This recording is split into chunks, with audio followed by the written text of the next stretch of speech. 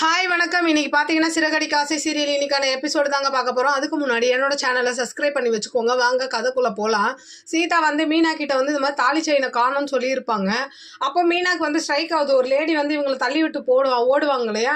உடனே என்ன பண்ணுறாங்க, இவங்களும் அவங்க பின்னாடியே ஓடுறாங்க. ஓடி போய் பார்த்தா இவங்க வீட்டில் குறி சொன்னாங்கல்ல, அந்த லேடி தான். இவங்க முகத்தை பார்த்துடுறாங்க. பார்த்த உடனே மீனா நீயா அப்படின்னு கேட்கும் போது அவங்க என்ன பண்ணுறாங்கன்னா, மீனாவை கீழே பிடிச்சி தள்ளிட்டு அவங்க ஓடிடுறாங்க. உடனே அந்த விஷயத்த எல்லாருக்கிட்டையும் சொல்கிறாங்க. விஜயா, அண்ணாமலை எல்லாருமே இருக்காங்க. அப்போ சீதாவும் அழுதுகிட்டு இருக்காங்க. இந்த மாதிரி சீதாவோட செயின் அவள் திருடிட்டா, நான் யாருன்னு போய் பார்க்கும் போது தான் தெரியுது அவன் நம்ம வீட்டில் குறி சொன்னவ தான் அப்படின்னோடனே அப்போ முத்து சொல்கிறாரு, எனக்கு அப்பயே தெரியும் அவன் ஃப்ராடா அப்படின்ற மாதிரி. அப்போது அண்ணாமலையும் சொல்கிறாரு, இந்த ஃப்ராடு பொம்பளையை கூட்டு வந்து தான் நீ இந்த மாதிரி வேலை பார்த்துருக்க பாருன்ற மாதிரி எல்லாரும் விஜயா கேட்கும்போது விஜயா நம்பவே மாட்டுறாங்க. ஸ்ருதி சொல்கிறாங்க, முத்து சொல்லி பார்க்குறாரு, எல்லாரும் சொல்கிறாங்க. அப்போ கூட அவர் நம்பவே இல்லை. அவங்க என்ன பண்ணுறாங்க, அவங்க பிடிச்ச பிடிவாதத்துலேயே அப்படியே இருக்காங்க. ஆனால் மனோஜும் விஜயா மட்டும்தான் அவங்க குறி சொல்கிறவங்க சாமியாருன்ற மாதிரி நம்புகிறாங்க.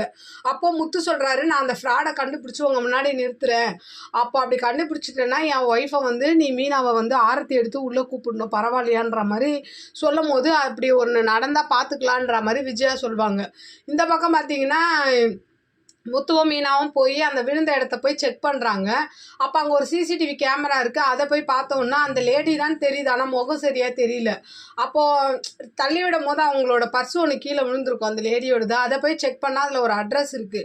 அதை தேடி மீனாவும் முத்துவும் அந்த பக்கம் கிளம்பி போகிறாங்க. இந்த பக்கம் பார்த்தீங்கன்னா சீதா வீட்டில் விஷயத்த சொல்கிறா.